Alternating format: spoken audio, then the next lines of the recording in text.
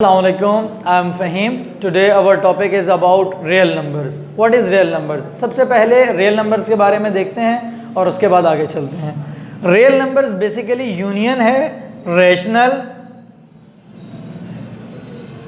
और irrational numbers का। ठीक है, real numbers क्या हैं? Union of rational and irrational number.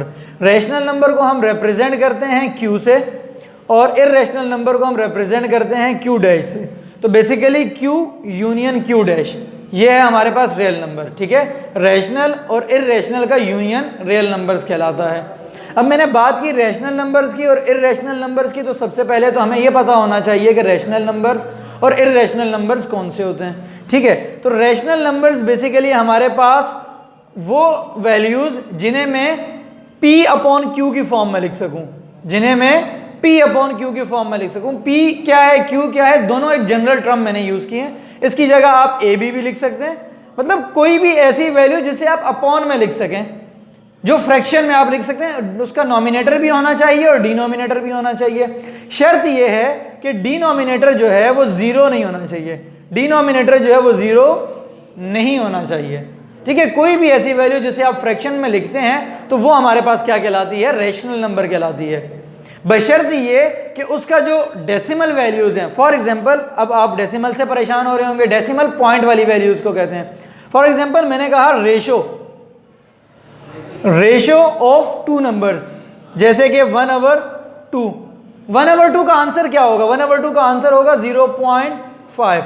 तो ऐसी डेसिमल वैल्यूज, ऐसी पॉइंट वाली वैल्यूज जिनके पॉइंट के बाद वाले डिजिट्स जो हैं वो फाइनाइट हों, वो आप काउंट कर सकते हो। जैसे कि यहां पर मैं पूछूं कितने पॉइंट के बाद मैंने डिजिट्स लिखे हैं, तो आप कहेंगे सर एक डिजिट है। तो इट्स मीन कि यहां फाइनाइट है, और इसे हम टर्मिनेटिंग डेसिमल्स कहते हैं कि डेसिमल के बाद वैल्यूज खत्म हो रही हैं, लिमिट है। तो ऐसी वैल्यूज, ऐसी डेसिमल वैल्यूज जिनके पॉइंट के बाद टर्मिनेटिंग वैल्यूज हो, पॉइंट के बाद लिमिट हो, खत्म हो रहे हो पॉइंट के बाद वैल्यूज, तो उन्हें हम रेशनल नंबर्स कहते हैं। ऐसी बहुत सी मिसालें आप ले सकते हैं। 1/2 0.5, 1/4 0.25। ठीक है, इसी तरीके से आप बहुत सी वैल्यूज को देख सकते हैं। एक और मैं रेशनल नंबर की एग्जांपल देता हूं, जैसे कि मैंने लिखा 1/3। 1/3 का मतलब है 0.333 एंड सो ऑन। अब आप कहें सर यहां तो टर्मिनेटिंग वैल्यूज नहीं है, तो क्या ये रेशनल नंबर है या नहीं है? तो भाई ये भी रेशनल नंबर है। क्यों? क्योंकि यहाँ रिपीटिशन आ गया है। रेशनल नंबर की डेफिनेशन में दो चीज़ें हैं, यहाँ मैंने मेंशन भी की हैं। टर्मिनेटिंग होनी चाहिए, और अगर टर्मिनेटिंग नहीं है तो रिपीटिशन होनी चाहिए। आप देख सकते हैं यहाँ टर्मिनेटिंग वैल्यूज थी, यहाँ टर्मिनेटिंग तो नहीं है लेकिन रिपीटिशन है, बार बार 3 ही आ रहा है, तो इट्स मीन के रिपीटिशन है। जहाँ या तो रिपीटिशन आ जाए या टर्मिनेटिंग डेसिमल्स हों, तो वो डेसिमल फ्रैक्शन, वो डेसिमल वैल्यूज हमारे पास रेशनल नंबर कहलाती हैं। और ऐसी डेसिमल वैल्यूज जो टर्मिनेटिंग ना हो और ना ही रिपीटिशन हो रही हो, उन्हें हम इरेशनल नंबर कहते हैं। इसकी अगर बहुत कॉमन सी एग्जांपल दूं तो वो है वैल्यू ऑफ पाई। आपने पाई की वैल्यू के बारे में अक्सर अपने असातिज़ा कराम से सुना होगा, पाई की वैल्यू 22/7। वो 22/7 को कुछ इस तरीके से लिखते हैं 3.142 के। याद रखिएगा, पाई की वैल्यू 22/7 नहीं होती, लेकिन करीब करीब होती है 22/7 के। तो इसलिए हम आपको सेकेंडरी क्लासेस में समझाने की गर्ज से कहते हैं कि 22/7 है, जबकि 22/7 नहीं है।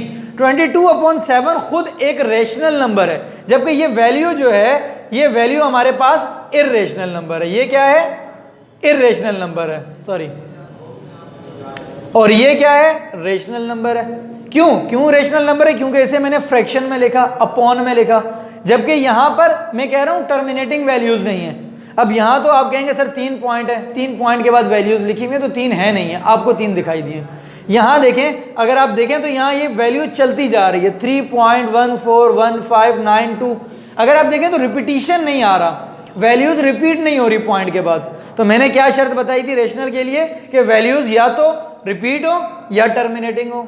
यहां ना तो टर्मिनेटिंग है ना रिपीट हो रही हैं, और ये वैल्यूज इनफाइनाइट हैं। अच्छा, पाई की वैल्यू आप एग्जैक्ट फिगर बता ही नहीं सकते, इनफाइनाइट वैल्यूज आती हैं, आप कैलकुलेट करते जाएंगे वो आती जाएंगी। तो टर्मिनेटिंग नहीं है तो इर्रेशनल है क्योंकि रिपीटिशन भी नहीं है। ठीक है, तो अब मेरे ख्याल से कॉन्सेप्ट कुछ कुछ क्लियर हुआ होगा रियल नंबर्स के बारे में। रेशनल और इर्रेशनल का यूनियन, दोनों डेसिमल वैल्यूज का जब आप यूनियन लेंगी, उन्हें तरतीब देंगे, तो आपके पास क्या आ जाएंगे? रियल नंबर्स आ जाएंगे। अब यूनियन के बारे में तो क्वेश्चन ना करें, ठीक है। अगर यूनियन के बारे में कोई कंफ्यूजन है तो आप प्रीवियस वीडियो सेट्स के हवाले से अपलोड की गई हैं, तो आप उन्हें देख सकते हैं। उम्मीद है आज का टॉपिक क्लियर हो गया होगा। कल हम इंशाअल्लाह मजीद चैप्टर 2 के हवाले से रेडिकल्स और एक्सपोनेंट्स को देखेंगे और चैप्टर 2 के जो हमारे प्रैक्टिकल क्वेश्चंस हैं उनकी तरफ बढ़ेंगे। ठीक है, अल्लाह हाफिज़।